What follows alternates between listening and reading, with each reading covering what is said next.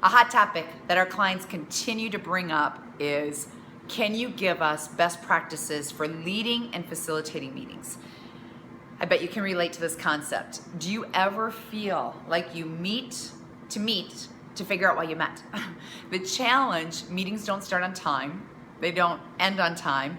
There's no process, no agenda, no action steps.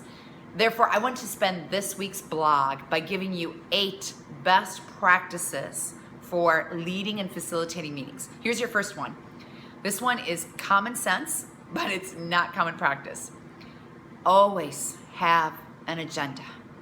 Have you ever gone to the airport, bags packed, you have no ticket, you randomly just decide where you want to fly without any plan in place? It becomes chaotic when you don't have a plan for you and for your teams in this meeting. It's chaotic and you're not respecting their time. Send out this agenda 48 to 72 hours prior. My team, we're located throughout the US and we have monthly Zoom meetings. I'll bring up Zoom in a moment. Everyone is asked to submit an agenda item prior. This way, it creates ownership and commitment from the team that the meeting, it's not just about you, it's really about their commitment.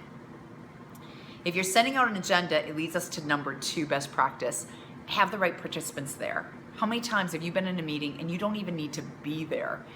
Ask yourself the big why question when determining who to send that meeting invite to. Why would they care about this topic? Why is this meeting happening now? Why would they be interested? Make sure that everyone is there are individuals who are decision makers on the topics that you're going to discuss, and they've got the power to move that call to action forward. If there are individuals that are a little bit on the fence, you're not sure if they should be invited, another option for you, you can always send them the meeting notes after the conversation, after the meeting, or have a one-on-one conversation with them. Respect time is number 3. There's nothing worse than communicating you don't respect someone's time by ending and starting not on time. If you say you're going to start at 10 a.m., start at 10 a.m. If you always start at 10:05, 10:10, how do you think your participants are going to show up? You create this reputation that you never start on time. Even if you're all there on time in the meeting room, you're talking about anything but the agenda. You're communicating to them, catch up on email for the first 10 minutes. It doesn't get that interesting. I'll start in 10.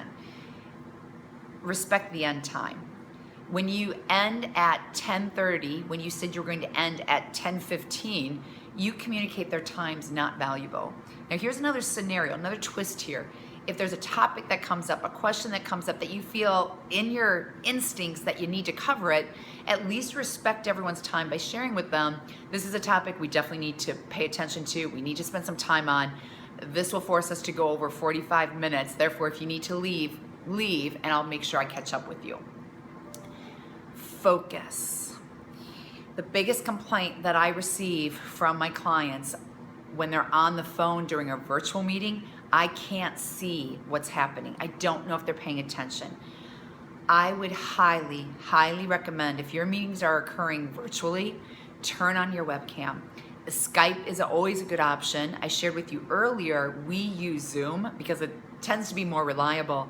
And with Skype and Zoom, you can see everyone, they can see you, and it's the next best step to being able to get a chance to connect and engage if you physically cannot be there. I challenge you, give that a try.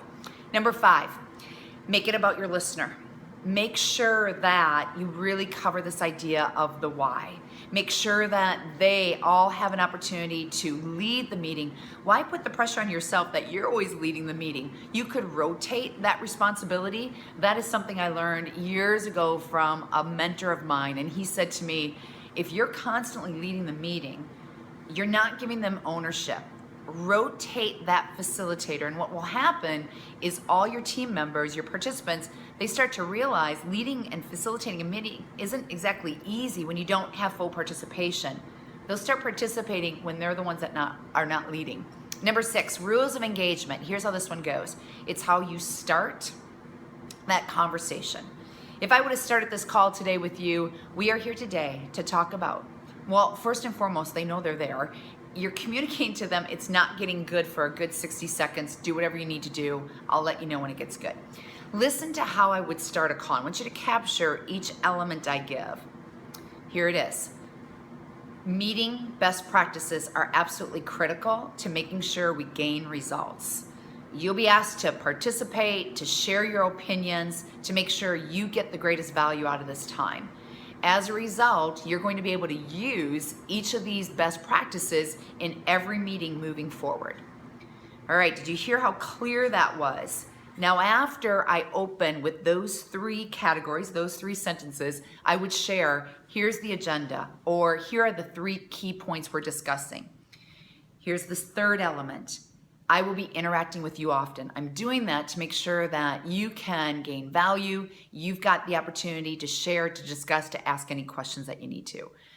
When you've got clarity on how you start, you're building the reputation that you don't want to miss it. You want to be here on time for the meeting because we start right on time. Number 7, if you're having troubles with staying on time, why not consider stand-up meetings? I have a good friend who's a CEO of a large company here in Chicago, and she just got rid of all chairs. She said it's amazing how clear, concise, to the point these meetings have become because they get tired of standing. Something to consider. And finally, here it is, finally, number 8.